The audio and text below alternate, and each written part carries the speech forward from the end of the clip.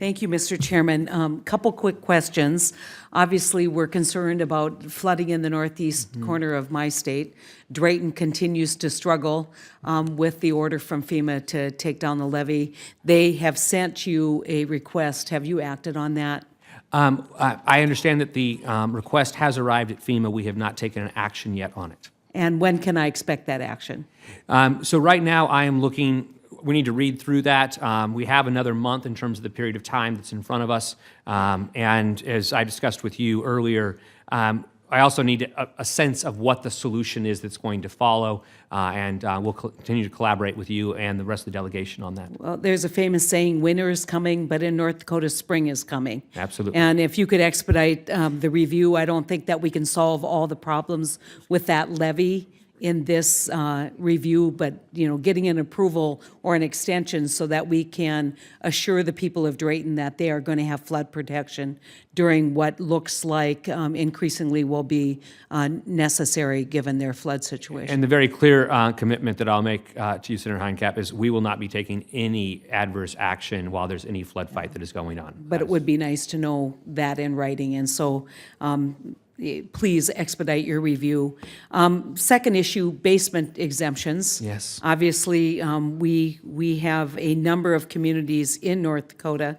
Of the 53 nationwide, 14 are in North Dakota, where these homeowners have taken extra precautions to qualify for the basement exemption. We have a very high water table in a lot of our flood areas.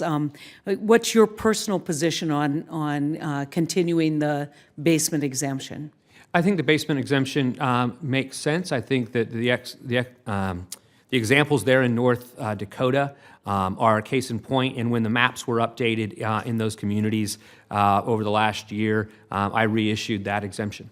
Yeah, I mean, I think we'd like to see a continuing commitment to do that, especially because what we end up doing is waterproofing those basements and reducing your risk. And so I think the current practice makes good sense in this context. I think there's a narrow set of communities where this applies. These that you're highlighting are included there, and I have no interest in changing that policy. Terrific. Thank you so much.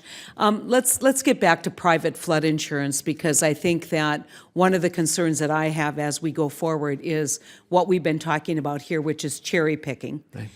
But we do see a desperation from people to try and figure out how they can lower costs, whether we can spread the risk beyond the taxpayers. As Senator Cotton explained, we are in fact subsidizing this program.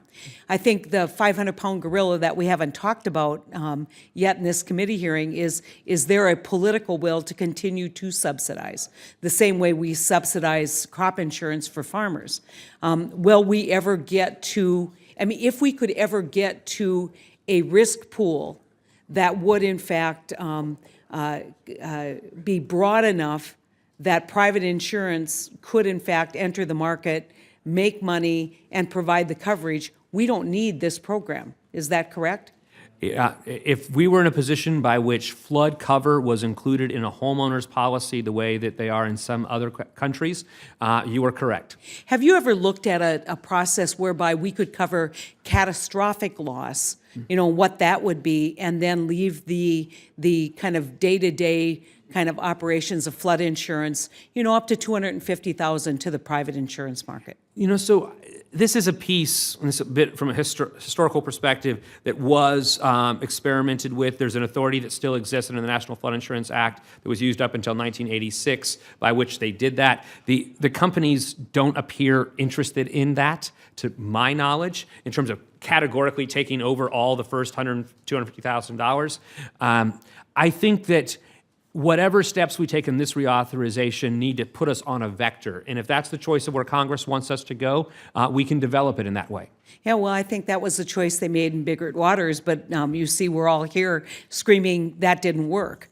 Because when we take the participation of the federal taxpayer out of this, what we see is maps that include more property, and that's probably a product of what's actually happening day to day, more and more flooding. But we also see increased premiums. And so at some point we have to make a decision in Congress what exactly this flood insurance program should look like. And I think that your job would be to present a range of options so that we can best evaluate which one fits and we can know what the risk is to the American taxpayer. I'm out of time. Thank you so much, and thank you for your commitment to Drayton. Thank you.